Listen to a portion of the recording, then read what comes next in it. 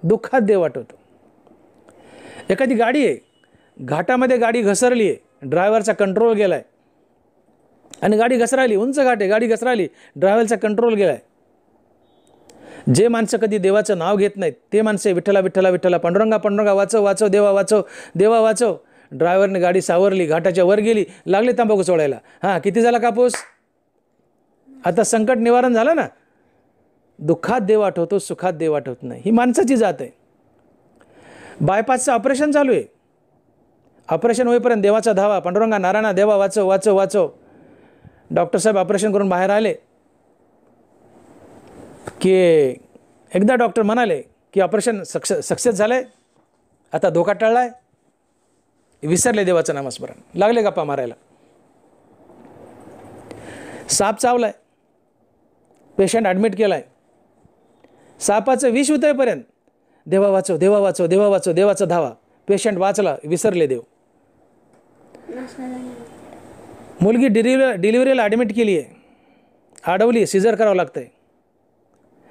Caesar होईपर्यंत बाळाचा आवाज येईपर्यंत देवा धाव देवा धाव देवा धाव, देवाचं नामस्मरण, देवा धाव. बाळाचा आवाज ऐकला, रडलेला, विसरले देव. तात्पर्य मला हे सांगायचं की मनुष्याला फक्त दुःखात देव आठवतो, सुखात देव आठवत नाही. ज्याला दुःखातच देव आठवतो तो साधारण जीव असतो, आणि ज्याला दुःखात आणि सुखात दोन्ही वेळेस देव आठवतो तो संत असतो. म्हणून तुकोबाराय बोलतात की विठ्ठल सुखा विठ्ठल दुखा तुकया मुखा विठ्ठल. दुःखात देवाचा धावा कराच करा, पण सुखातही देवाचा धावा करा. देव लवकर भेटेल, तुमचा उद्धार लवकर होईल.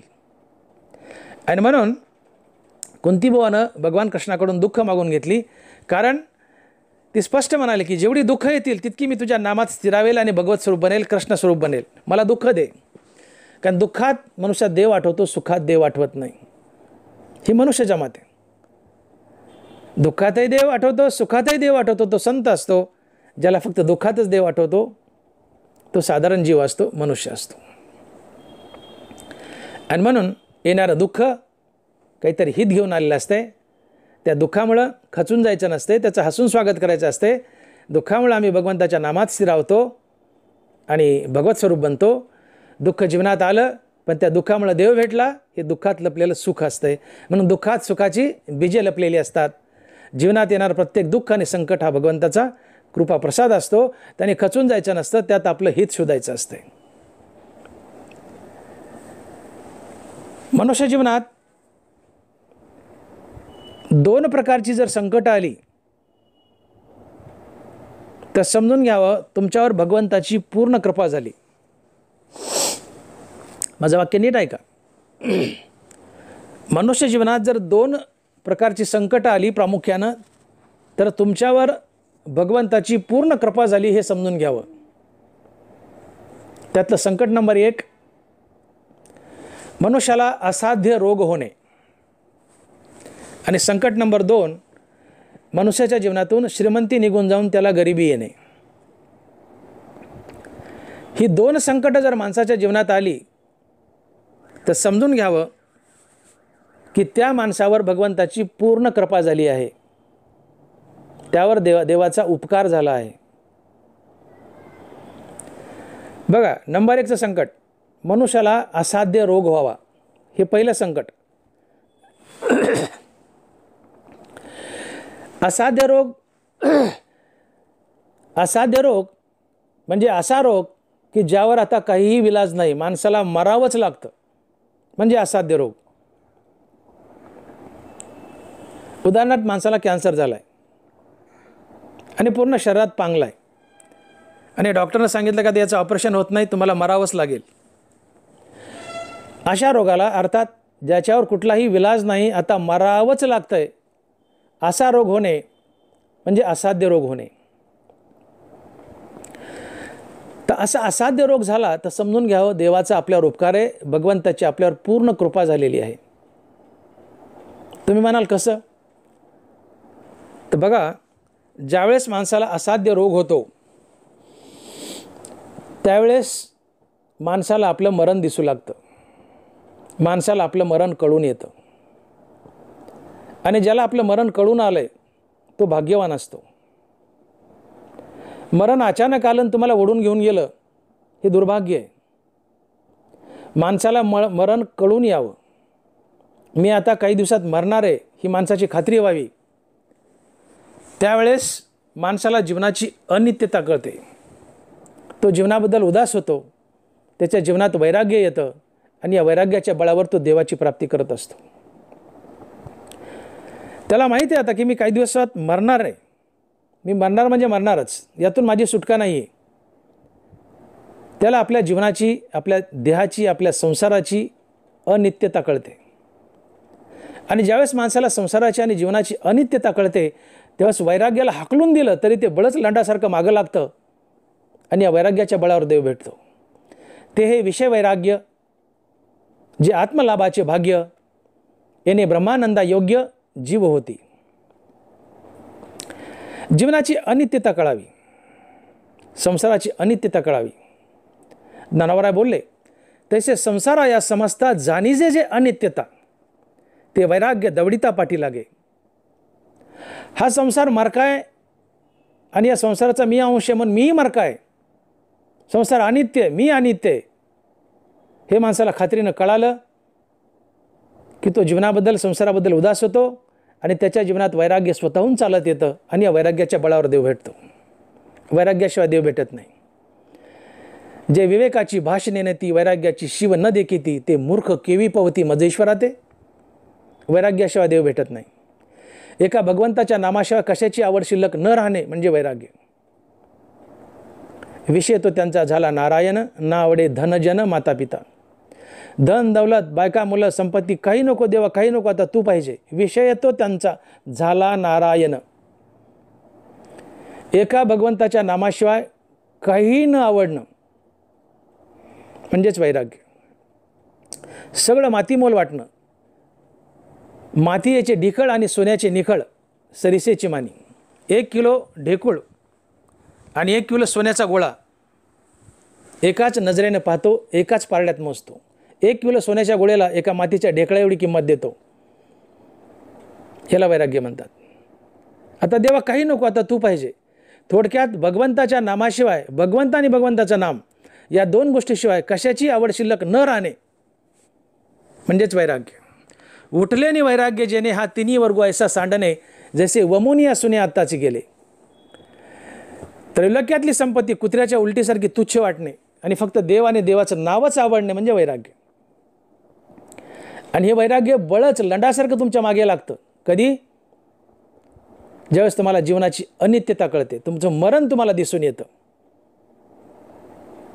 आणि अनित्यता कळाली जीवनाची, मरण दिसून आलं की मनुष्य देहाबद्दल उदास होतो आणि जीवनात वैराग्य स्वतःहून चालत येतं आणि या वैराग्याच्या बळावर मनुष्य देवाची प्राप्ती करून घेतो आणि भगवत स्वरूप बनत असतो.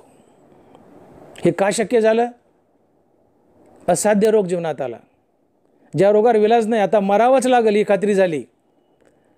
आणि असाध्य रोगामुळं, या मरणामुळं, या दिसणाऱ्या मरणामुळं जीवनात वैराग्य आलं आणि वैराग्यानं देव भेटला. म्हणून तुमच्या जीवनात जर असाध्य रोग आला तर समजून घ्या की भगवंताची तुमच्यावर पूर्ण कृपा झाली आहे. भगवंत तुमच्या बोटाला धरून तुम्हाला मोक्षाच्या दिशेने घेऊन जात आहेत. राजा परीक्षिती राजदरबारात बसलाय, बाजूलाच चिटकून आपली पत्नी बसली आहे परीक्षितीची. दरबार भरलाय. तेवढ्यात श्रृंगी ऋषीचा बाप दरबारात आलाय आणि परीक्षितीला म्हणतोय, राजन, मी समाधीमध्ये असताना तुम्ही माझ्या गळ्यात मेलेला साप टाकला.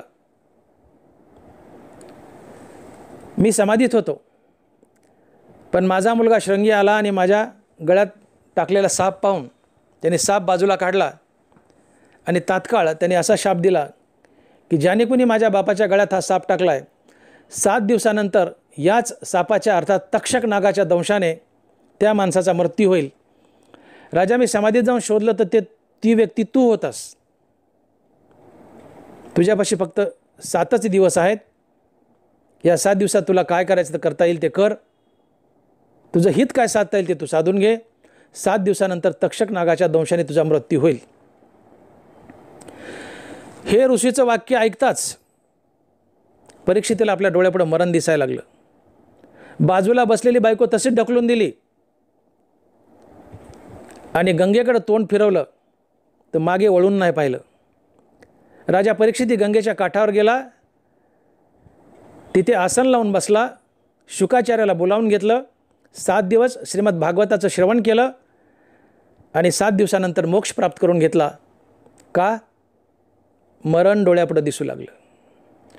त्यामुळे रखरखीत वैराग्य आलं आणि या वैराग्याच्या बळावर देवाची प्राप्ती झाली. श्रीमद भागवत ऐकून माणसाला मरण कळून यावं, मरण दिसून यावं, तो भाग्यवान असतो.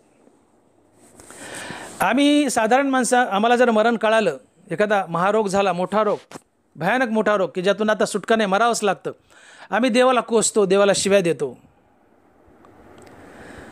आम्ही म्हणतोय देवाने काय माझं चांगलं केलं, देवाने माझं वाटोळं केलं. या खेड्यापाड्यात तर बायका देवाच्या नावावर कडकड कडकड बोटं मोडतात आणि शिव्या श्राप देतात देवाला. या देवाचा गेला डोला, या देवाचा गेला मुडदा, अशा गाणगाण शिव्या देतात देवाला एखादा असाध्य रोग झाला तर. पण देवाला कुसू नका, शिवाय देऊ नका, उलट देवाचा उपकार माना. असाध्य रोग झाला, तुम्हाला मरण कळून आलं, मरायचं तर आहेच, कधी ना कधी मरायचं आहेच आहे. राजा परीक्षिती वयाच्या 40-50 वर्षात मेला, पण मोक्ष मिळून मेला. फायदा की तोटा? फायदाच. मनुष्य 100 वर्ष जगला पण मोक्ष मिळवला नाही. वाया येरझार हरिविना, आला आणि दगडासारखा ठेचा खात गेला. 100 वर्ष जगला पण मोक्ष मिळवला नाही, वाया येरझार हरिविना, चक्कर झाली. 40-50लाच मेला पण मोक्ष मिळून मेला. जीवाचं सोनं झालं, जीवन धन्य झालं. राजा परीक्षितीला जर मरण कळून आलं नसतं तर कदाचित त्याला मोक्षही मिळाला नसता. त्याला मरण कळून आलं म्हणून त्याने 7 दिवसातच मोक्ष मिळवला. तसं माणसाला मरण कळून यावं, आणि मरण कळण्यासाठी माणसाला जर असाध्य रोग झाला तर त्याला मरण कळून येतं. शहाणा असेल तर जीवनाची उदासीनता येते, जीवनात वैराग्य येतं आणि वैराग्याच्या बळावर देव भेटतो.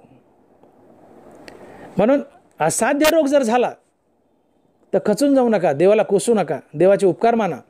तुमच्या जीवनात असाध्य रोग आला आहे याचा अर्थ तुम्हाला भगवत प्राप्तीची देवानं संधी दिली, हे त्यात दडलेलं हित शोधा. दुःखात सुखाची बीजे लपलेली शोधा, संकटात हित दडले ते शोधा. असाध्य रोग आला, मरावं लागेल, मरावं तर लागेलच कधी ना कधी. मौत की हरे के साथ रिश्तेदारी है, आज किसी से तो कल किसी से. मृत्यूसोबत प्रत्येकाचं एक अतूट नातं आहे. ते आज कोणासोबत तर उद्या कोणासोबत. मृत्यू आज कोणाला घेऊन जाईल, उद्या कोणाला घेऊन जाईल. मरायचं सगळ्यांना, आज मेलं काय, उद्या मेलं काय. पण मोक्ष मिळवून मेलात, जीवाचं सोनं झालं, जीवन यशस्वी झालं, जीवन धन्य झालं. राजा परीक्षिती 40-50लाच मेला पण मोक्ष मिळून मेला, जीवन धन्य झालं. म्हणून येणाऱ्या संकटात दडलेलं हित शोधा. राजा परीक्षितीला जर मरण कळालं नसतं तर मोक्ष मिळाला नसता. त्याला मोक्ष का मिळाला? मरण कळून आलं. ज्याला मरण कळून येतं तो भाग्यवान असतो, त्याच्यावर देवाचा उपकार असतो. एक प्रकारे देवच त्याला बोटाला धरून मोक्षाच्या दिशेने नेत असतो. आणि मरण कधी कळतं? एखादा असाध्य रोग जर जीवनात आला, तुमच्यापाशी वेळ आहे, एखादा भयानक रोग झाला, मोठा असाध्य रोग की ज्यावर विलाज नाही आहे, पण आता 1-2 महिन्यात आपण मरणार आहेत, यातून आपली सुटका नाही आहे. ही संधी त्या 1-2 महिन्यात तुम्हाला वैराग्य प्राप्त करून भगवंताच्या दिशेने जाण्याची, मोक्ष मिळवण्याची. आणि म्हणून असाध्य रोग होणं म्हणजे भगवंताची तुमच्यावर पूर्ण कृपा आहे, तुमच्यावर उपकार आहे. आणि म्हणून मी म्हटलं की जीवनात 2 संकट आली, त्यातलं पहिलं संकट माणसाला जर असाध्य रोग झाला तर समजून घ्यावं भगवंताची तुमच्यावर पूर्ण कृपा झाली, देवाचा तुमच्यावर उपकार झाला. का? तर असाध्य रोगातून आता आपली सुटका नाही, यावर विलाज नाही, निश्चित मरावंच लागेल. आणि मरणामुळं जीवनाची अनित्यता कळते, जीवनाची उदासीनता कळते. मनुष्य जीवाबद्दल, शरीराबद्दल उदास होतो, त्याच्या जीवनात वैराग्य चालून येतं आणि या वैराग्याने देव भेटतो. म्हणून असाध्य रोग होणं हा भगवंताचा कृपा प्रसाद असतो, देवाचा तुमच्यावर उपकार असतो. आणि म्हणून मी विधान केलं की 2 गोष्टी, 2 संकट जर जीवनात आली तर तुमच्या देवाची पूर्ण कृपा झाली हे समजून घ्यावी. त्यातलं पहिलं संकट आहे माणसाला असाध्य रोग होणं. हे झालं पहिलं संकट. आता दुसरं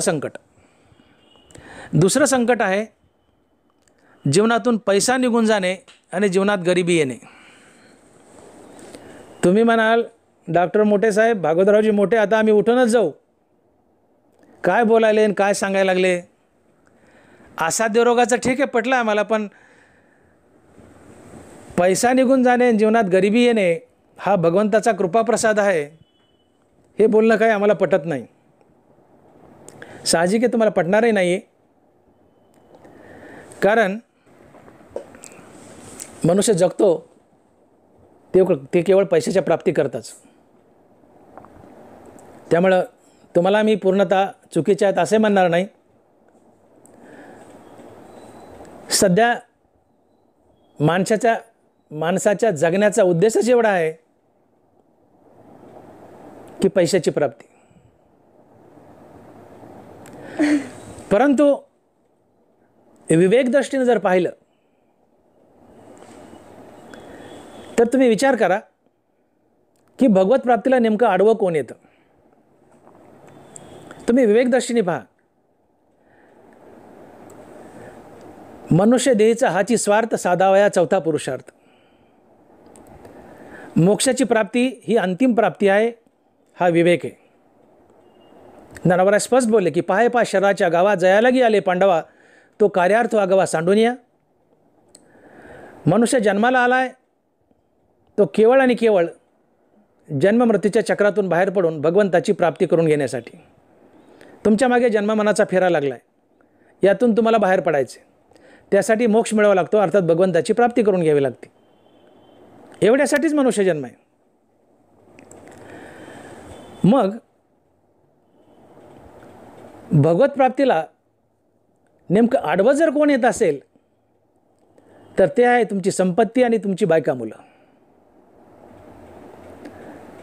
म्हणून संपत्ती आणि बायका मुलं हेच आमचे खरे वैरी असतात, जग नाही. तुम्हाला पुढे 84 लक्ष योनीमध्ये कोण बांधत असेल, जन्म मरण्याच्या फेऱ्यात पुन्हा पुन्हा कोण बांधत असेल, पुन्हा पुन्हा जन्मावून पुन्हा पुन्हा मरावं लागत असेल, हे कुणामुळे घडत असेल तर ते केवळ संपत्ती आणि तुमची बायका मुलं. तुम्हाला 84 लक्षाचा फेरा 84 लक्ष योनीमध्ये कोण अडकवतं? तुमची संपत्ती आणि बायका मुलाची आसक्ती. आणि म्हणून ज्या बायका मुलाची आसक्ती आणि संपत्ती तुम्हाला पुन्हा पुन्हा जन्म मरण्याच्या फेऱ्यात बांधते, ती संपत्ती आणि बायका मुलंच आपले खरे वैरी असतात, जग नाही. याचा अर्थ असा नाही की आता प्रवचन संपलं घरी गेलं की काठी घ्यायची आणि बायकोला धोपटायचं म्हणायचं हो घराबाहेर.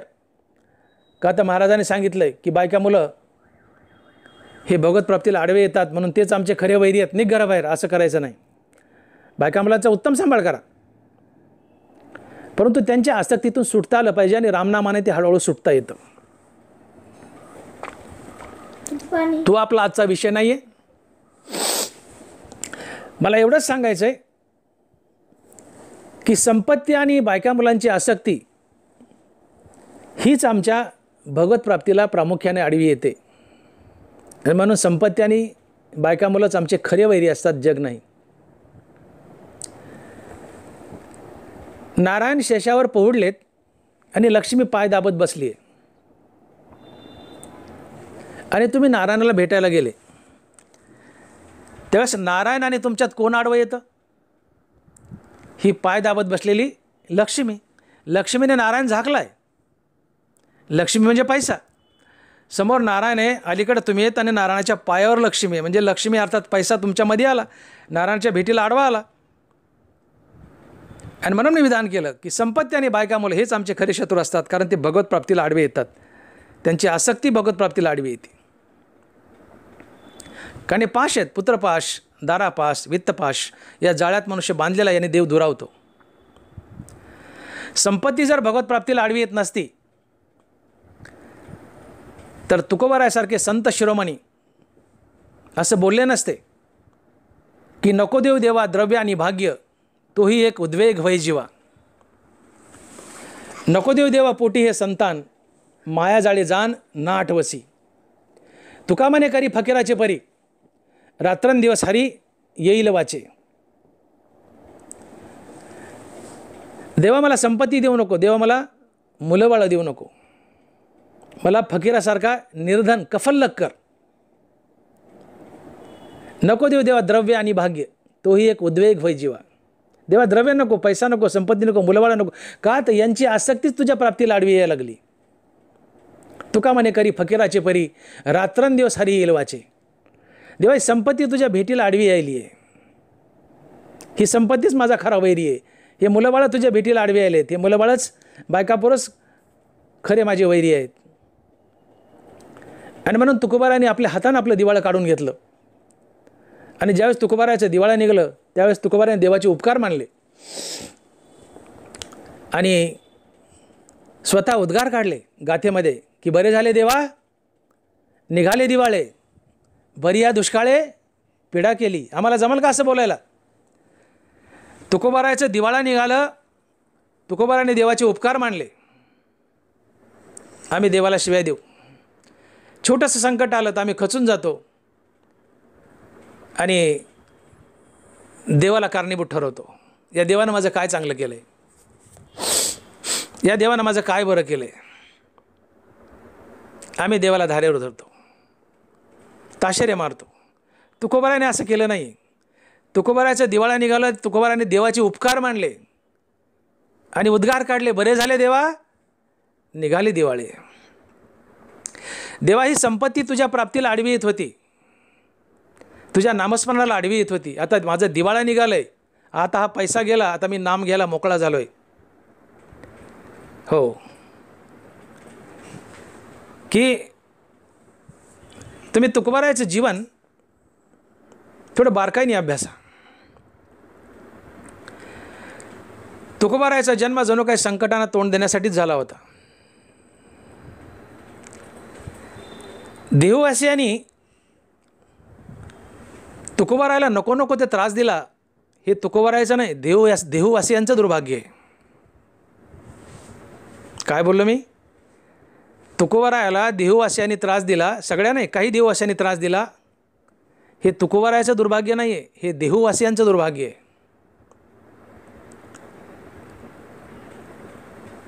तुकोबारायला मंबाजी बुवानं गाढवावर बसवलंय, तुकोबारायची चप्पी केली आहे, माथ्यावर शेंदूर थापलाय, गाढवावर उलटं बसवलंय, तुकोबारायची धिंडानी मिरवणूक काढली गावातून. बारीक बारीक लहान लहान मुलं तुकोबारायच्या नावाने बोंब मारतायत आणि तरी तुकोबाराय गाढवावर बसून विठ्ठल नामाचा जाप करतायत आणि आनंदाने हसतायत. गाढवावर बसलेत, पोरं बोंब मारतेत, बेइज्जती होते, तरी तुकोबाराय हसतायत गाढवावर बसून आणि विठ्ठल नामाचा जाप करतायत. तेवढ्यात मंबाजी तुकोबारायकडे गेला आणि म्हणाला, अहो तुकोबा, राहिली मनाची पण कमीत कमी जनाची तरी लाज बाळगा. एवढा अपमान होऊ नये हसतायत, एवढा अपमान होऊ नये हसतायत, काय कारण? तुकोबाराय म्हणाले, मंबाजी सांगू का मी का हसतोय? म्हणले सांगा ना. म्हणले मी यामुळे हसतोय की तुमच्या सगळ्यापेक्षा मोठा मी आहे. म्हणले काय? हो म्हणले मी तुमच्या सगळ्यापेक्षा मोठा आहे. म्हणले कसा? म्हणले गाढव का होईना पण मला एकट्यालाच बसायला वाहन आहे आणि तुम्ही सगळे पायी आहेत म्हणून मी तुमच्या सगळ्यापेक्षा मोठा आहे. काय नजर आहे महाराजांची. गाढव का होईना पण मला एकट्यालाच बसायला वाहन आहे आणि तुम्ही सगळे पायी आहेत म्हणून मी तुमच्यापेक्षा मोठा आहे. आपल्या जीवनात आलेल्या दुःखाचं सुख कसं करावं ही तुकोबारायांची एक खास खुबी होती आणि ती खुबी आम्ही तुकोबारायाकडून शिकावी. आपल्या जीवनात आलेल्या प्रत्येक संकटाचं, प्रत्येक दुःखाचं सुखात रूपांतर करत होते. का?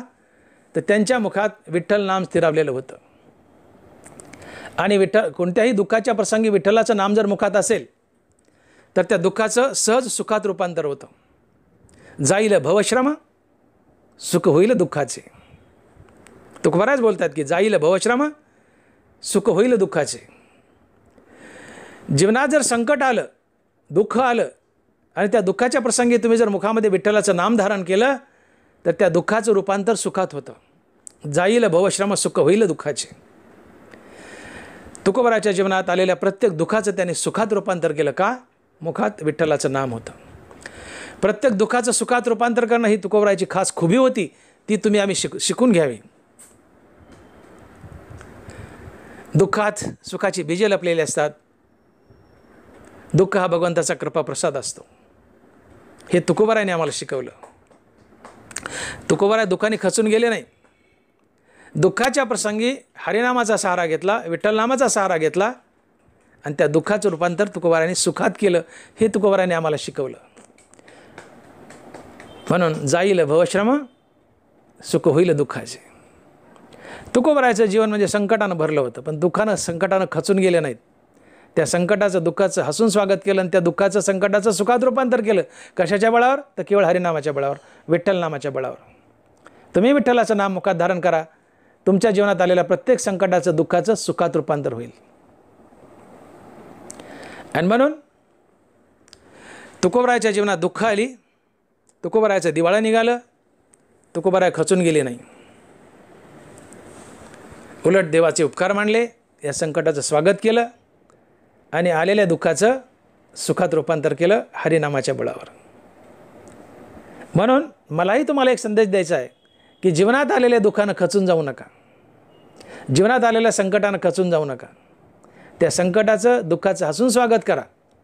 त्यात आपलं काहीतरी हितच दडलेलं असतं, ते हित शोधा आणि संकटाच्या समयी त्या संकटात लपलेलं आपलं हित जर काय असेल तर ते हित म्हणजे संकट समय मनुष्य भगवंताच्या अधिक जवळ जातो, भगवंताच्या नामाचा सहारा घेतो, भगवंताच्या नामात बुडतो, भगवंताच्या नामात स्थिरावतो आणि एक दिवशी त्या नामाच्या बळावर भगवत स्वरूपच बनतो. हे आपल्या दुःखात लपलेलं सुख असतंय. म्हणून जीवनात दुःख आलं तर खचून जाऊ नका. दुःख आलं पण देवाची भेट देऊन गेलं, दुःखामुळे देवाची भेट झाली, हे त्यात लपलेलं हित आहे. म्हणून दुःखात सुखाची बीजे लपलेली असतात. संकट दुःख हा भगवंताचा कृपाप्रसाद असतो, त्यात आपलं हित दडलेलं असतं, ते हित शोधा, खचून जाऊ नका. आमची शेतकरी साध्या साध्या दुष्काळानं, अतिवृष्टीनं, निराळ्या प्रकारची पिकावर रोग पडतात, अशा साध्या साध्या संकटानं खचून जातात आणि आत्महत्या करतात. ठीक आहे, शेतकरी परेशान आहे, सरकार थोडीफार मदत करतं, रडत्याची आशा पुसतं, आनंदच आहे. पण एक गोष्ट लक्षात घ्या, गरिबी आणि श्रीमंती हा प्रारब्धाचा भोग आहे. तुम्हाला कुणी श्रीमंतही करत नाही आणि कुणी गरीबही करत नाही. तुम्हाला देवसुद्धा श्रीमंतही करत नाही आणि गरीबही करत नाही. गरिबी आणि श्रीमंती हा आपल्या कर्माचा, आपल्या प्रारब्धाचा भोग असतो. म्हणून ज्ञानोबा स्पष्ट बोलले की वांचून देत घेत अनिक निभ्रांत नाही सम्यक, येत कर्माची फळसूचक मनुष्यलोकी. मनुष्यलोकात, मृत्यूलोकात तुम्हाला देणारा न घेणारा दुसरं कुणीही नाही आहे. देणारा न घेणारा आहे, ती आहे तुमची कर्म. कुणाच्या जीवनात फुले तर कुणाच्या जीवनात काटे, हे आपल्या आपल्या कर्मानं, आपल्या आपल्या प्रारब्धानं येत असतात. इथं देवाचा काही संबंध नाही. देव कुणाला सुखही देत नाही, देव कुणाला दुःखही देत नाही. देव हा साक्षी भावना तुमच्या हृदयात उभा आहे. ज्ञानोबांनी स्पष्ट सांगितलं आहे, तसे समस्त या भजना मी साक्षीभूत पय अर्जुना, येत प्रतिफळे भावना आपुलाली.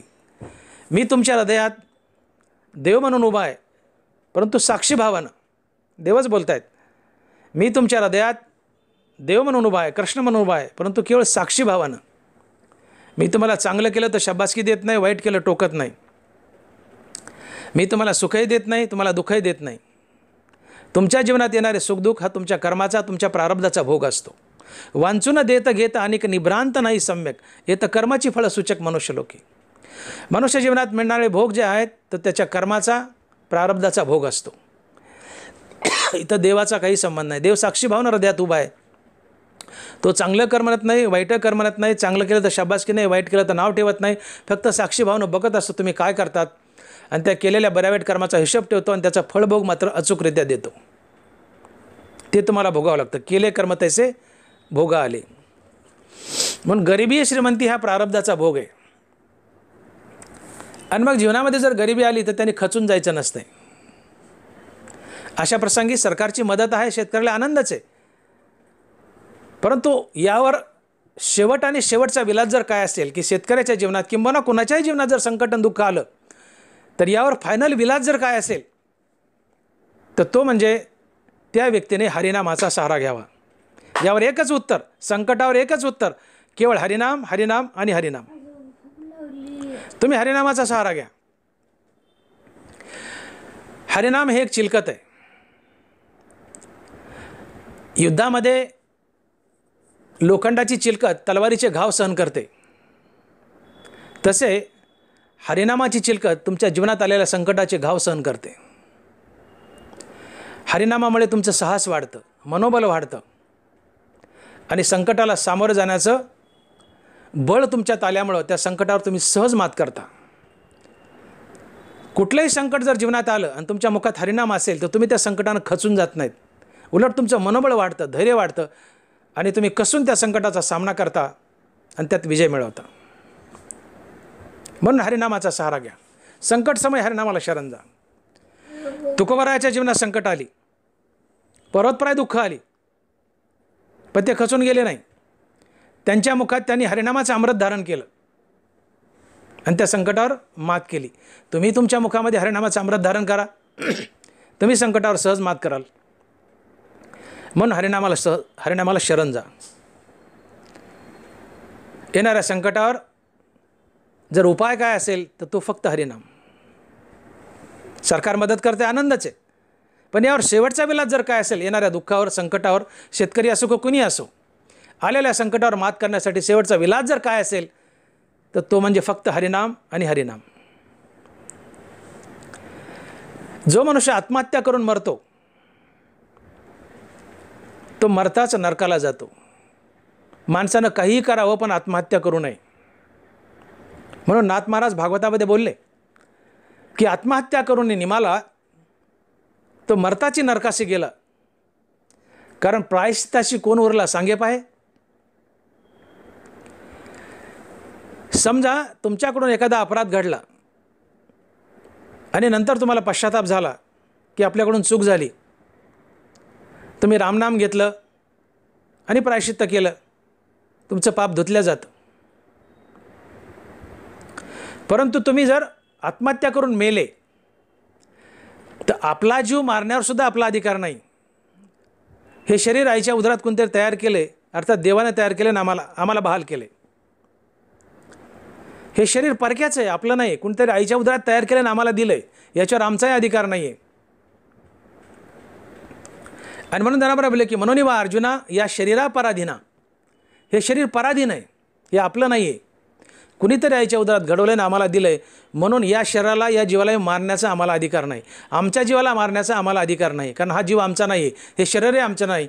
कुणीतरी आईच्या उदरात घडवलं ना आम्हाला दिलं आहे, म्हणून याला मारण्याचा अधिकार आम्हाला नाही. आम्ही जर याला मारलं तर ब्रह्महत्येचं पातक लागतं. आमचा जीव जरी आम्ही घेतला, अर्थात आत्महत्या जरी केली तर त्याचं ब्रह्महत्येचं पातक लागतं. आणि आमचा जीव आम्ही घेतला आणि हे ब्रह्महत्येचं पातक लागलं तर नंतर आपलं शरीर संपतं आहे. आणि मग शरीरच जर संपलं तर प्रायश्चित्त करायला कोण उरतं आहे. बघा नाथ महाराज काय म्हणतात की आत्महत्या करून निमाला तो मरताची नरकाशी गेला, प्रायश्चित्ताशी उरला कोण सांगे. तुम्ही आत्महत्या केली, तुमचा जीव घेतला, ब्रह्महत्या लागली, पातक तुमच्याकडे आलं, पण आता प्रायश्चित्त करण्यासाठी तुमचं शरीर शिल्लक नाही, शरीरच नाहीसं झाले, म्हणून कसं प्रायश्चित्त करणार. म्हणून आत्महत्या करून मेलेला मनुष्य मरताच नरकाला जातो आणि त्याची कल्पांती त्यातून सुटका होत नाही. म्हणून माणसानं काहीही करावं पण आत्महत्या करून मरू नये. आणि म्हणून प्रत्येकजण, त्यातली त्यात शेतकरी वर्ग, जीवनात जर संकट आली, दुष्काळ पडला, अतिवृष्टी झाली, लाल्या रोग आला, वगैरे वगैरे जे काय आलं, सरकार देईल तेवढी मदत तर घ्याच, परंतु यावर अंतिम इलाज जर काय असेल तर ते आत्महत्या नाही आहे. यावर अंतिम इलाज आहे भगवंताची शरणागती, हरिनामाचा सहारा. संकट समय हरिनामाचा सहारा घ्या, मनोबल वाढेल, धैर्य वाढेल, संकटावर सहज मात कराल आणि तरुण जाल. आणि म्हणून संकट समयी संकटावर मात करण्यासाठी एकमात्र साधन जर काय असेल तर ते आहे भगवंताचं पवित्र नाम, अर्थात हरिनाम. कारण भक्तीने प्रयत्न सुकर होतो. एखादी नाव जमिनीवर जर सोडली तर 2 ट्रॅक्टर लावले तरी ती ओढल्या जात नाही. मोठी असते नाव, विशाल असते, 2 ट्रॅक्टर लाव, ओढल्या जात नाही. परंतु तीच नाव जी 2 ट्रॅक्टरला जमिनीवर ओढता येत नाही, तीच जर पाण्यावर सोडली तर सहज एक दुबळा नावाडी तिला पैल तीराला घेऊन जातो. म्हणून नावेच्या खाली जर पाणी सोडलं तर दुबळा नावाडी तिला सहज पैल तीराला घेऊन जातो. तसं तुमच्या जीवननौक्याखाली जर भक्तीचं पाणी सोडलं तर तुमची जीवननौकासुद्धा सहज पैल तीराला जाते आणि तुम्ही तरून जाता. म्हणून भक्तीत या, भक्तीला शरण जा, कारण भक्तीने प्रयत्न सुकर होतो. आणि म्हणून संकट समय हरिनामाला शरण या, भगवंताला शरण या, हरिनामाचा सहारा घ्या. संकटही टळेल आणि तुम्ही तरून जाल. आणि म्हणून मी 2 विधान केले होते की मनुष्याच्या जीवनात 2 संकट जर आली तर समजून घ्यावं की भगवंताचा पूर्ण कृपा प्रसाद झाला आहे. देव तुमच्या बोटाला धरून मोक्षाच्या दिशेने घेऊन जात आहे. आणि ती संकट म्हणजे एक तुमच्या जीवनाचा असाध्य रोग येणे आणि दुसरं म्हणजे तुमच्या जीवनातून पैसा निघून जाऊन तुम्हाला गरिबी येणे. म्हणून मी बोललो की जोपर्यंत श्रीमंती आहे, या धनाची आसक्ती, बायका मुलाची आसक्ती हीच तुम्हाला पुन्हा पुन्हा जन्ममरणाच्या फेऱ्यात बांधते. कारण मरताना जी वासना शिल्लक आहे त्या वासनेनुसार पुढचा जन्म धरावा लागतो. म्हणून नाथ महाराज बोलले की जन्म घेणे लागे वासनेच्या संगे, तिची झाली अंगी हरिरूप. जन्म घेणे लागे वासनेच्या संगे.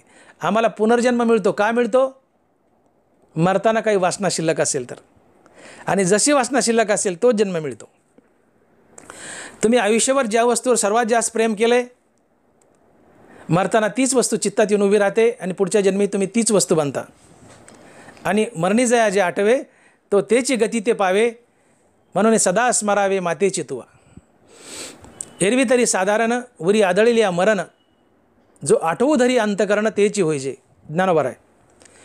आयुष्यभर ज्या वस्तूवर सर्वात जास्त प्रेम केले, मरताना ती वस्तू चित्तात येऊन उभी राहते आणि पुढच्या जन्मी तुम्ही तीच वस्तू बनत असता. ही आसक्ती असते.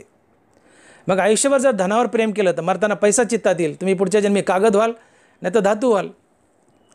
मरताना मुलावर प्रेम केलं, पुढच्या जन्मी माणूस व्हाल. मुलीवर प्रेम केलं, पुढच्या जन्मी बाई व्हाल. जनावरावर प्रेम केलं, जनावर व्हाल. कुत्र्यावर केलं, कुत्रा व्हाल. झाडावर केलं, झाड व्हाल. ज्याच्यावर आयुष्यभर प्रेम केले, मरताना ती वस्तू चित्तात येऊन उभी राहते आणि पुढच्या जन्मी तुम्ही ती वस्तू बनता.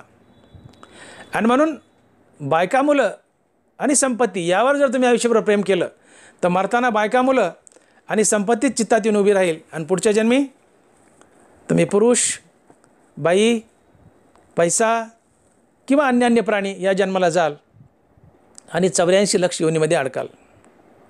कारण जन्म घेणे लागे वासनेच्या संगे. मरताना वासना शिल्लक असली की तुम्हाला पुढचा जन्म धरावाच लागतो. कारण वासनेतून सुटका हाच मोक्ष असतो. मोक्षाची साधी सोपी व्याख्या, मरताना कुठली वासना शिल्लक नाही आहे, तुम्ही मुक्त होता. वासना शिल्लक आहे म्हणून जन्म आहे. वासनेतून सुटका हाच मोक्ष. आणि म्हणून संपत्ती आणि बायका मुलाची वासना, त्यांची आसक्तीच आम्हाला पुन्हा पुन्हा जन्म मरणाच्या फेऱ्यात बांधते. आणि म्हणून मी बोलून गेलो की संपत्ती आणि बायका मुलं हेच आमचे खरू शत्रू असतात, जग नाही. आणि म्हणून या वासनेतून, या आसक्तीतून हळूहळू रामनामानं सुटता येतं. तो विषय आज नाही आहे, मी पुन्हा कधीतरी बोलेल. परंतु संपत्ती आणि बायका मुलाची आसक्ती रामनामानं जाते. रामनाम मुखात धारण करा, यांची आसक्ती जाईल आणि तुम्ही शेवटी मुक्त व्हाल, धन्य व्हाल. म्हणून पैसा जीवनातून जाणं आणि गरिबी येणं सहज विचार केला तर हा विचार कोणालाही पटण्यासारखा नाही आहे. परंतु विवेकदृष्टीने जर विचार केला तर शहाणा माणसाचा उद्देश भगवत प्राप्ती असतो. आणि भगवत प्राप्तीला पैसा अडवा येतो तर जीवनातून संपत्ती जाऊन गरिबी आली तर तो देवाचे उपकार मानतो. जसे तुकोबाराने मानले की बरे झाले देवा निघाले दिवाळे. कारण ही संपत्ती तुझ्या प्राप्तीला आडवी येत होती, आता ती गेली, तुझं नाम घ्यायला मी मुक्त झालो, मोकळा झालो. म्हणून हे एक संकट आहे की जीवनातून पैसा निघून जावा आणि गरिबी यावी. गरिबीमुळे मनुष्य भगवंताच्या नामाचा सहारा घेतो, भगवंताच्या नामात स्थिरावतो आणि भगवत स्वरूप बनतो. तर हे होतं पहिलं संकट की जीवनातून पैसा निघून जावा आणि गरिबी यावी. आणि दुसरं होतं माणसाला असाध्य रोग व्हावा. कारण असाध्य रोगामुळं माणसाला मरण दिसतं. यातून आता सुटका नाही, आपण मरणार ही त्याला खात्री होते. त्याला त्याचं मरण दिसतं, त्यामुळं तो जीवनाबद्दल उदास होतो, जीवनात वैराग्य चालून येतं आणि वैराग्याच्या जीवावर देव भेटतो. एक गोष्ट लक्षात घ्या, एखाद्या माणसाला फासावर लटकायचे, फासावर जाणं काही चांगली गोष्ट नाही, कोणाच्या नशिबी येऊ नये, पण दुर्दैवानं आलंच तर याचंही सोनं करता येतं. आता अर्ध्या एक तासानं एखाद्या माणसाला कुठल्या गुन्ह्यामध्ये फासाची शिक्षा झाली आणि त्याला फासावर लटकवणार आहेत, त्याच्या तोंडावर काळा कपडा टाकला आहे आणि त्याला फासावर देण्यासाठी चालले आहेत, किंवा फासावर द्यायचे, गळ्यात फास टाकला आहे, तोंडात डोक्यावर कपडा टाकला आहे, काळानंतर फाशी देणार आहेत काही क्षणामध्ये. या वाईट प्रसंगाचंही सोनं करता येतं. फासावर लटकताना राम राम राम राम म्हणून जर प्राण सोडला तर तो मनुष्य राम स्वरूप होतो. कारण मी बोलून गेलो की मरताना जी वस्तू चित्तात येऊन उभी राहील, पुढच्या जन्मी तुम्ही ती वस्तू बनता. मग मरताना जर रामनाम चित्तात आलं आणि राम म्हणून प्राण त्यागला तर पुढच्या जन्मी तुम्ही राम बनता, आणि राम बनणं म्हणजेच मोक्ष मिळणं. फासावर चाललाय पण राम राम म्हणत गेला, मोक्ष मिळाला, याचंही सोनं करता आलं. कोणाच्या नशिबी येऊ नये फासावर जाणं, पण आलंच तर याचंही सोनं करता येतं. यातून मला हे सांगायचं की संकटात आपलं हित दडलेलं असते, दुःखात सुखाची बीजे लपलेली असतात. मला तुमचं चित्त इकडे खेचायचं आहे. फासावर जाणं संकटच आहे, फासावर जाणं दुःखच आहे, पण फासावर जाताना रामराम म्हणत गेला, मोक्ष मिळाला, भाग्यवान ठरला. फासावर चालला मी, त्याला मरण कळालं, मरण दिसून आलं. माणसाला मरण दिसून यावं, मरण कळून यावं. ज्याला मरण कळून आलंय तो भाग्यवान असतो, कारण त्याला उदासीनता येते आणि त्याला वैराग्य येतं आणि वैराग्याने देव भेटतो. मग फासावर चाललाय, आता मरण दिसायलंय, जीवनात वैराग्य येतं, मुखात रामनाम धारण केलंय आणि प्राण त्यागला, आणि राम म्हणून प्राण त्यागला तर मनुष्य रामस्वरूप बनतो. आणि यालाच म्हणतात शेवटचा दिस गोड व्हावा. याच्यासाठी केला होता अट्टहास, शेवटचा दिस गोड व्हावा. फासावर चाललाय पण रामनाम घेत गेलाय, या दुःखातही हित दडलंय, या संकटाचंही सोनं करता आलं. फासावर गेला पण रामराम म्हणत गेला, मोक्ष मिळवला. जीवनात दुःख आलं पण दुःखातही सुखाचं बीज लपलंय. फासावर गेलाय, दुःख आहे, पण या दुःखात एक सुखाचं बीज लपलंय. काय? राम म्हणत फासावर गेला, मोक्ष मिळाला. दुःखात सुखाची बीजे लपलेली असतात. दुःख आणि संकट हा भगवंताचा कृपाप्रसाद असतो. आणि म्हणून मानवी जीवनाचं मूल्य समजून घ्या. ज्ञानोबा स्पष्ट बोलले की षडरस खापरी वाढिले, वाढोने ते रात्री चवाटा सांडिले, ते सुनियाची लागी झाले जियापरी. उत्तम स्वयंपाक केलाय 5 पक्वान्नाचा, परंतु तो कळकटलेल्या खापरात जेवायला वाढलाय, घाणेरड्या. तो कोणी खात नाही, तो चवाट्यावर फेकून द्यावा लागतो. तो स्वयंपाक शेवटी कुत्र्याची किंवा मातीची धन होते. तसं उत्तम नरदेह मिळालाय आणि तो जर हरिभजनात वापरला नाही, हरिभजनात झिजवला नाही, तर हा देह देखील शेवटी कुत्र्याची किंवा मातीची धन होतो. आणि म्हणून शहाणे व्हा. आणि म्हणून ज्ञानोबा बोलतायत की षडरस खापरी वाढिले, वाढून ते रात्री चव्हाटा सांडिले, ते सुनियाची लागी झाले जियापरी, तैसे भक्तिहीनाचे जिने. त्या वरच्या ओळीकडे बोट केले ज्ञानोबारांनी. वरची ओळी कोणती?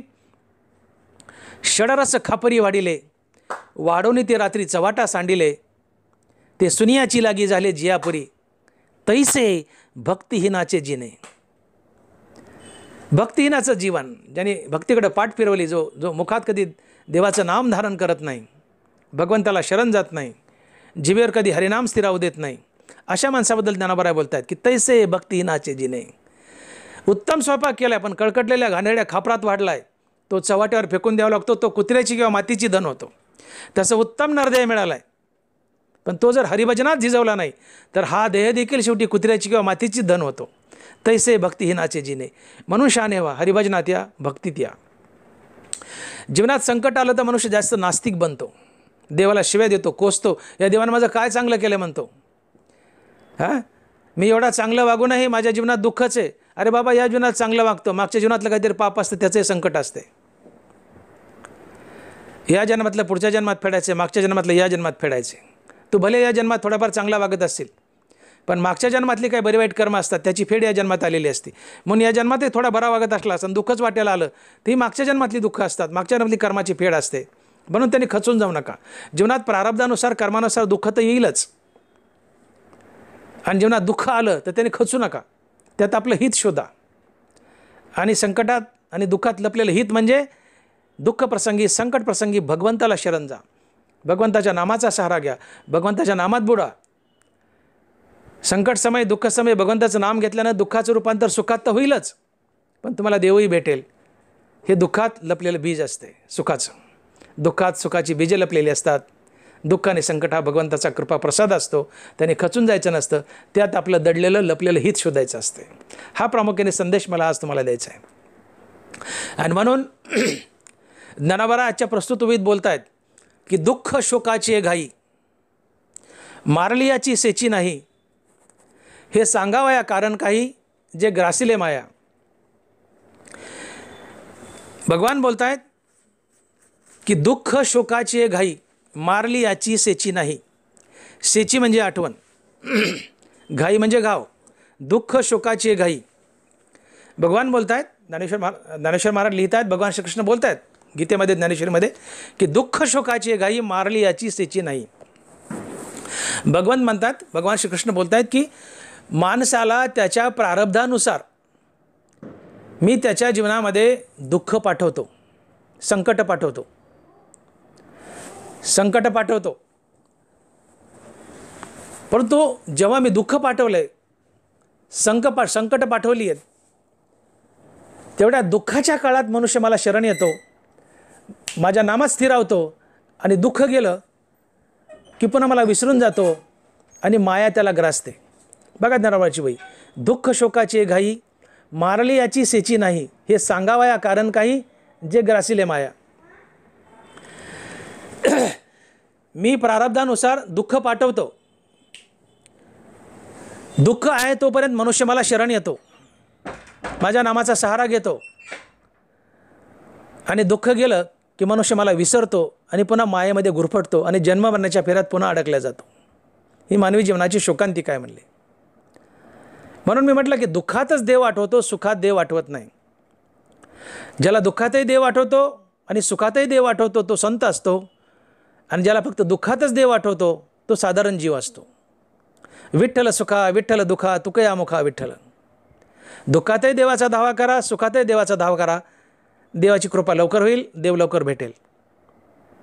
आणि म्हणून ज्ञानोबा इथं खेदपूर्वक लिहित आहेत की दुःख शोकाची घाई मारली याची सेची नाही. माणसाच्या जीवनात त्याच्या प्रारब्धानुसार मी दुःख संकट पाठवतो, पण जोपर्यंत दुःख आहे तोपर्यंत मनुष्य माझी आठवण ठेवतो, माझ्या नामाचा सहारा घेतो. दुःख गेले की मला विसरतो, त्याला माझी आठवण राहत नाही. ही शोकांतिका आहे, हा खेद आहे. तर भगवंताने खेदपूर्वक लिहिलंय की दुःखाच्या प्रसंगीच मनुष्य देवाचा आठव करतो, दुःख गेलं की देवाला विसरतो.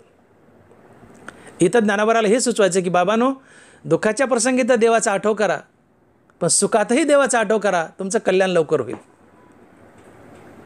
आणि म्हणून भगवंताला शरण या, हरिनामात स्थिरावा, भक्तरूपी भगवंताच्या पायाजवळील मासा बना. माया तुम्हाला काही करणार नाही. दुःख आहे तोपर्यंत भगवंताचा धावा केला, दुःख गेलं की विसरलात, पुन्हा माया तुम्हाला बांधते ना म्हणले. हे सांगावा कारण काही जे ग्रासिले माया. माया तुम्हाला बांधते ना म्हणले, माझं नाव विसरलं की म्हणले मग माझ्या पायाजवळचा मासा बना. भगवान म्हणतात की भक्तरूपी मासा बना, देवाच्या पायाजवळचा. तुम्ही बघा, कोळी ज्यावेळेस मासे पकडतो त्यावेळेस कोळी ते जाळं आपल्या पायापासून दूर फेकतो. त्या जाळ्यात दूरची मासे अडकतात, पण कोळ्याच्या पायाजवळचा मासा अडकत नाही, कारण जाळं दूर फेकलेलं आहे. नीट आहे का माझं बोलणं? कोळी ज्यावेळेस जाळं फेकतो पाण्यात त्यावेळेस तो आपल्या पायापासून दूर फेकतो. त्यामुळे दूरची मासे त्या जाळ्यात अडकतात, कोळ्याच्या पायाजवळचा मासा त्या जाळ्यात अडकत नाही. तसं भगवंत हा कोळी आहे आणि माया हे जाळं आहे. भगवंताच्या पायाजवळचा भक्तरूपी मासा बना. तुम्ही भगवंताच्या मायेच्या जाळ्यात अडकणार नाहीत, कारण जाळ्यात कोण अडकतं? जे पायापासून दूर आहे. जो मासा कोळ्याच्या पायापासून दूर आहे तो जाळ्यात अडकला, कोळ्याच्या पायाजवळचा मासा नाही अडकत.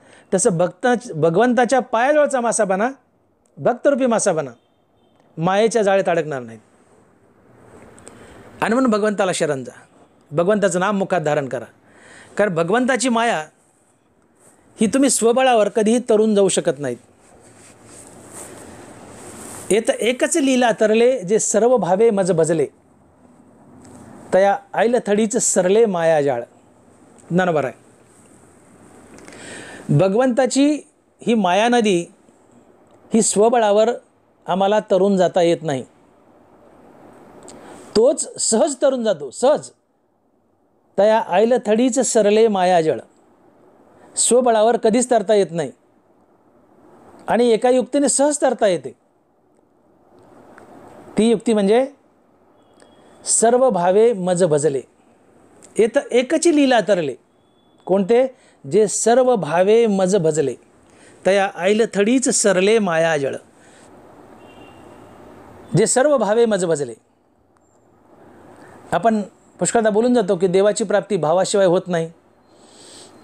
देव हवाय तर अंतकरणात भाव हवाय. आणि याचा आम्ही एकच अर्थ घेतो की भगवंताचं नाम घेणं हाच देवावरचा भाव आहे. परंतु इथं तुम्हाला ज्ञानोबांनी बांधलंय, इथं एकची लीला तरले जे सर्व भावे मज भजले. नुसता नामस्मरणाचाच भाव नको आहे देवाला, तर सर्व भावे,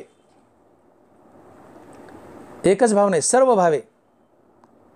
आणि मग याचं उत्तर देताना ज्ञानोबा 12व्या अध्यायात बोलतात की आणिकही जे सर्व कायिक वाचिक मानसिक भाव, तया मी वाचोनी धाव अनोती नाही.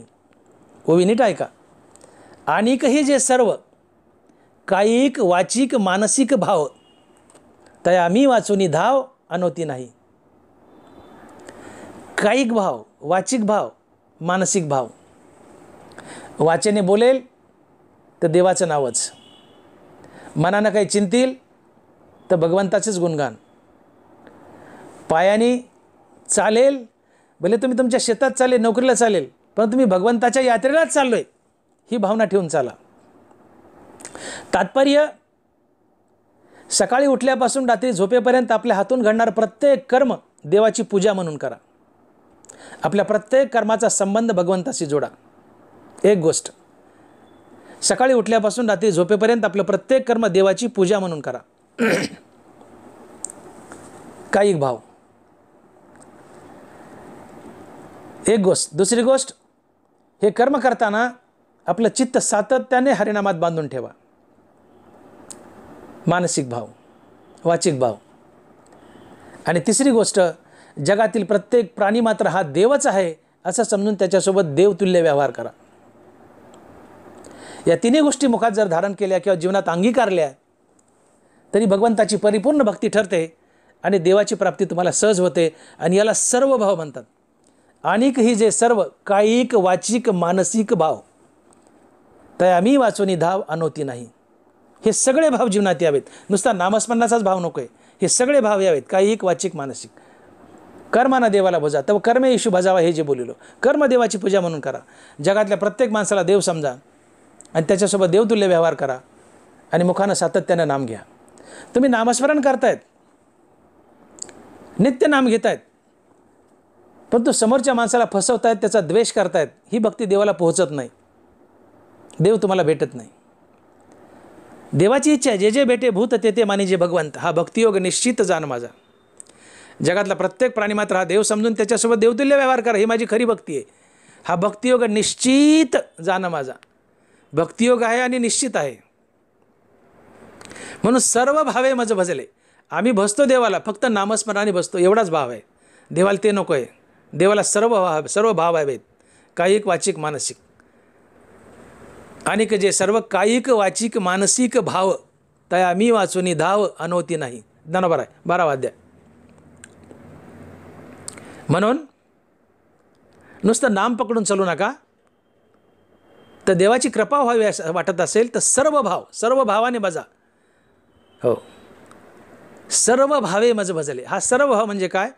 तर सकाळी उठल्यापासून रात्री झोपेपर्यंत आपल्या हातून घडणार प्रत्येक कर्म देवाची पूजा म्हणून करा. हे सर्व कर्म करताना आपलं चित्त सातत्यानं हरिनामात बांधून ठेवा आणि जगातील प्रत्येक प्राणी मात्र हा देवच आहे असे समजून त्याच्यासोबत देवतुल्य व्यवहार करा. हा सर्व भाव आहे, ही भगवंताची परिपूर्ण भक्ती आहे आणि निश्चित रूपानं तुम्हाला भगवंताची प्राप्ती अशा प्रकारे भक्ती केल्यानं होईल. आणि म्हणून इथं एकच लीला तरले, जे सर्व भावे मज भजले, तया आईल थडीच सरले माया जळ. अरे माझ्या मायेला का घाबरता म्हणले. जो सर्व भावानं, मी आता बोललो वर, या सर्व भावाने, या तिन्ही गोष्टींनी, या सर्व भावाने मला शरण आलाय, कर्म माझी पूजा म्हणून करतोय, माझं नाम चित्तात धारण केलं आहे, आणि जगात देव पाहतो, प्रत्येक प्राणी मात्र चराचर हा देवच आहे असं समजून देवतुल्य व्यवहार करतो त्यांच्यासोबत, हा सर्व भाव आहे, अशा माणसाला माझी माया काहीच करू शकत नाही. कारण माझ्या चरणाजवळ माया येतच नाही. हरिहरी तुम्ही म्हणारे सकळ तेने मायाजाळ तुटतील. माझ्या चरणाजवळील भक्तरूपी मासा बना. माझी माया माझ्या चरणापासून, माझ्या नामापासून दूर पळून जाते. शुकाचार्य 18 वर्ष आईच्या गर्भात लपून बसले. भगवंतानं विचारलं, अरे शुकाचार्य बाहेर काय येत नाही. म्हणले, देवा मला तुमच्या मायेची भीती वाटते. अरे म्हणले, रामनाम जपते बाहेर, माझं नाव घेते, माझी माया काय करते. माझ्या नामाने मायाचे जाळे तुटतात, माझी माया कशी बांधेल तुला. राम राम म्हणत बाहेर आहे म्हणले, माझं नाम घे म्हणले. त्याने माया जाळं तुटतील. हरिहरी तुम्ही म्हणारे सकळ त्याने माया जाळं तुटतील. भगवंताच्या नामानं मायेचं जाळं तुटतं. म्हणून भगवंताच्या चरणाजवळील मासा बना, भक्तरूपी मासा. भगवंताच्या नामात बुडा, भगवंताच्या चरणाजवळील भक्तरूपी मासा बना. भगवंताची माया पळून जाईल. मी बोलून गेलो की कोळीत जाळं दूर फेकतो, दूरचा मासा जाळ्यात सापडतो, त्याच्या पायाजवळचा नाही. तसं भगवंताच्या पायाजवळील भक्तरूपी मासा बना, तुम्ही मायेच्या जाळ्यात सापडणार नाही, मुक्त व्हाल. आणि म्हणून भगवान तिथं खेदपूर्वक बोलत आहेत की दुःख शोकाचे घाई, मारली याची सेची नाही, हे सांगावया कारण काही, जे ग्रासिले माया. तर या ओवीतून मला प्रामुख्यानं तुम्हाला एकच संदेश द्यायचा आहे. मी सुरुवातीला बोलून गेलो की मानवी जीवनात येणारं प्रत्येक संकट आणि दुःख हा भगवंताचा कृपाप्रसाद असतो. दुःखात सुखाची बीजे लपलेली असतात. दुःख जीवनात आलं तर मनुष्य दुःख समय भगवंताच्या नामाचा सहारा घेतो, भगवंताच्या नामात बुडतो. दुःखाचं रूपांतर सुखात होतं, त्याला दिलासा मिळतो नामस्मरणामुळे, भीती निघून जाते, साहस वाढतं आणि शेवटी भगवंतही भेटतो. मग मला सांगा, जीवनात दुःख आलं पण सुख देऊन गेलं, भगवंताची प्राप्ती करून गेलं. दुःख वाट्याला आलं पण दुःखामुळे देव भेटला, फायदा झाला की तोटा झाला? फायदाच झाला. मग दुःखानं खचून जाऊ नका, दुःखाचं स्वागत करा. आम्ही दुःखानं संकटानं खचतो आणि देवाला कोसतो, नशिबाला कोसतो.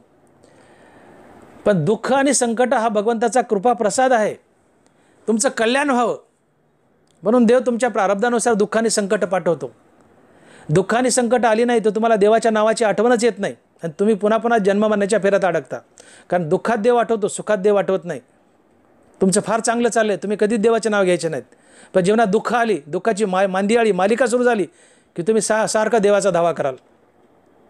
एखादा मनुष्य, एकच मुलगा आहे, खूप दिवसांनी झाला आहे, वैशीचे शेवटी एकच वेळी वांजोटी. मग ते मोहाचे त्रिपुटी नाचू लागेल. ज्ञानोबा राय बोलले, शेवटी वयाच्या 40व्या वर्षी बाईला एखादं लेकरू झालं. माणूस 45चा आहे, बाई 40ची, लेकरू झालं. वैशीचे शेवटी एकच वेळी वांजोटी. एकुलते एक लेकरू, तेही उशिरा झाले, 9 झाले आणि फार मोठी बिमारी झाली आणि आयुष्यामध्ये ॲडमिट आहे आणि भयानक सिरियस आहे. डॉक्टरने येऊन सांगितलं की मुलगा वाचण्याची अजिबात शक्यता नाही आहे. एकटंच लेकरू, एकुलते एक लेकरू आणि आयुष्यामध्ये ॲडमिट आहे, उशिरा झालेलं आहे. आणि डॉक्टर सांगतात की याची मरणातून सुटका नाही, हे मरणारच, हे वाचणार नाही, हे मरणारच. बघा, एक लेकरू उशिरा झाले, एकटंच उशिरा झाले आणि डॉक्टर सांगते मरणार, आयुष्यामध्ये ॲडमिट आहे. जो मनुष्य कधी देवाकडे डोंकून पाहत नाही, टोटल नास्तिक आहे, देवाचं नाव कधी घेत नाही, देवाला शिव्या देणारा मनुष्यसुद्धा देवाचा धावा करतो. आता सगळे विलास खुंटले, देवा नारायणा तू वाचव. आता दुःखात देव आठवतो, सुखात नाही. जीवनात सगळं सुखच सुख आलं, संपत्ती पैसाचा आला गडगंज, तुम्ही देवाकडे डोंकूनही पाहत नाही. हो, ते देवाऱ्यात देव धूळ खात पडतात, तुम्ही देवाकडे जातच नाहीत. सुखात देव आठवतच नाही. सुखात देव आठवतो तो संत असतो. आम्ही साधारण जीव आहेत, साधारण जीवाला, साधारण माणसाला सुखात देव आठवतच नाही. देव आठवतो तो दुःखात. आणि मग दुःखात देव आठवतो आणि देव आठवला तर देवाच्या आठवणीने नामाने देव भेटतो, हा फायदा आहे. पण दुःख जीवनात फायदा घेऊन येतं. पण दुःख जर जीवनात आलं, संकट जीवनात आले, तर खचून जाऊ नका. ती भगवंताची तुमच्यावर कृपा आहे. का सुखात देव आठवत नाही, दुःखात देव आठवतो. मग दुःख जर जीवनात आलंय, दुःख पाठवलंय, तर त्या दुःखाचं स्वागत करा. कारण दुःखामुळे तुम्ही घाबरून जातात, भीतीमुळे का होत नाही, देवाच्या नामस्मरणाचा सहारा घेता, देवाचा धावा करता.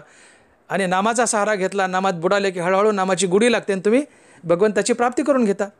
मग जीवनात दुःख आलं, पण दुःखामुळे देव भेटला, हे दुःखात लपलेलं सुख आहे, हे दुःखात लपलेलं सुखाचं बीज आहे, हा दुःखाचा फायदा आहे. म्हणून दुःखाचं स्वागत करा, दुःखानं खचून जाऊ नका, दुःखाला शिवाय देऊ नका. दुःख हा भगवंताचा कृपा प्रसाद आहे, त्या दुःखाचा उपकार माना. कारण दुःखामुळे नाम आणि नामामुळे देव आहे, हे समीकरण समजून घ्या.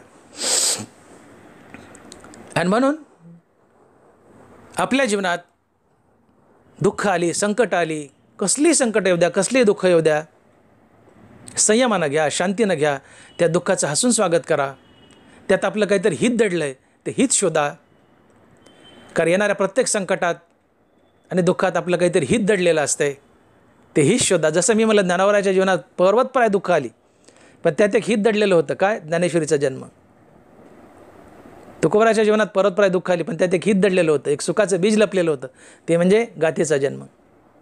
आणि म्हणून मी विधान केलं की ज्ञानेश्वरी आणि गाथा या दोन महान ग्रंथाचा जन्म दुःखातून झाला आहे, संकटातून झाला आहे. ज्ञानोबराय आणि तुकोबराय यांच्या जीवनात दुःख आणि संकट आली नसती, तर कदाचित गाथा आणि ज्ञानेश्वरी जन्माला आली नसती.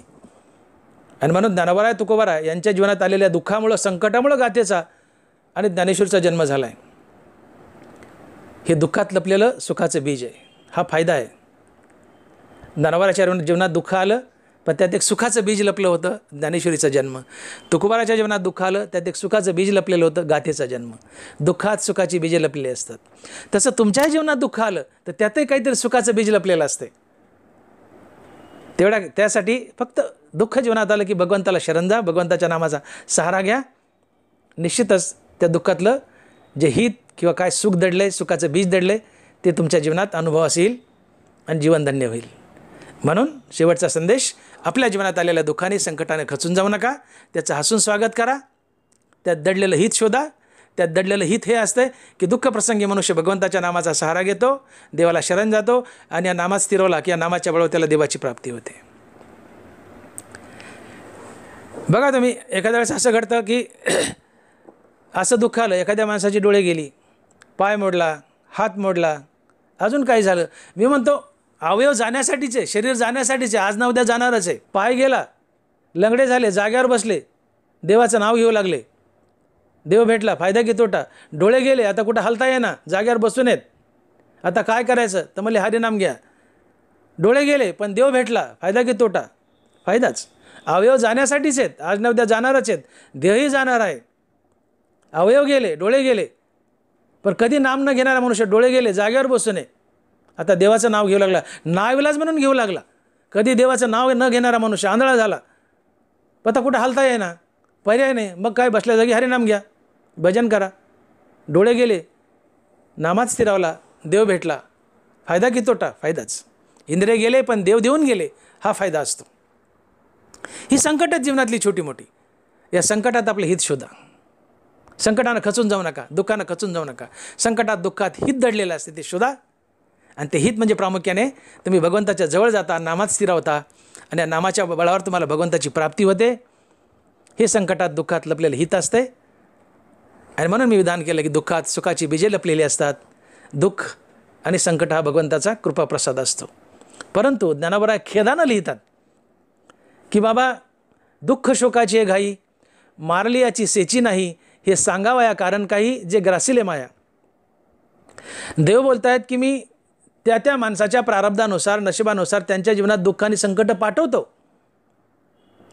पण तो जेव्हा दुःख गेले, तेवढ्या दुःखाच्या काळात मनुष्य माझी आठवण करतो, माझा धावा करतो, आणि त्यातून तरुण निघला, संकट दुःख गेलं की मला विसरतो, आणि पुन्हा माया त्याला आपल्या जाळ्यात अडकवते, आणि पुन्हा तो जन्म मरण्याच्या फेऱ्यात अडकतो, आणि 184 फेरा त्याला पडतो. पण असं होऊ नये म्हणून तुकोबाराय आम्हाला सांगतात की बाबांनो, दुःखात देवाचा आठव कराच, पण सुखातही देवाचा आठव करा. विठ्ठल सुखा विठ्ठल दुखा तुकया मुखा विठ्ठल. दुःखात देवाचा धावाने आठवण करा, तसं सुखातही देवाचा धावाने आठवण करा. देवाची कृपा लवकर होईल, तुम्हाला भगवंताची प्राप्ती होईल, तुमचं कल्याण होईल. परंतु एवढं सांगूनही माणसं ऐकत नाहीत. आणि म्हणून खेदपूर्वक ज्ञानोबारांनी ओविलेली की दुःख शोकाचे घाई मारली याची सेची नाही, हे सांगावं या कारण काही जे ग्रासिले माया. काय करो बाबा, एवढं सांगूनही लोक ऐकत नाहीत. जेव्हा जीवनात दुःख आलं आहे तेवढ्या काळाकरता माझा धावा करतात, दुःख गेले की मला विसरतात, माझं नामस्मरण करत नाहीत आणि पुन्हा मायाच्या जाळ्यात अडकतात. म्हणून मी खेदपूर्वक लिहितोय आणि ज्ञानोबा लिहित आहेत, दुःख शोकाचे घाई मारली याची सेची नाही, हे सांगावं या कारण काही जे ग्रासिले माया. पुंडलिक वरदे हरी विठ्ठल. श्री ज्ञानदेव तुकाराम. गोपाल कृष्ण भगवान की जय. माऊली ज्ञानेश्वर महाराज की जय. जगद्गुरु तुकाराम महाराज की जय. विठ्ठल विठ्ठल विठ्ठल विठ्ठल विठ्ठल विठ्ठल विठ्ठल विठ्ठल विठ्ठल विठ्ठल.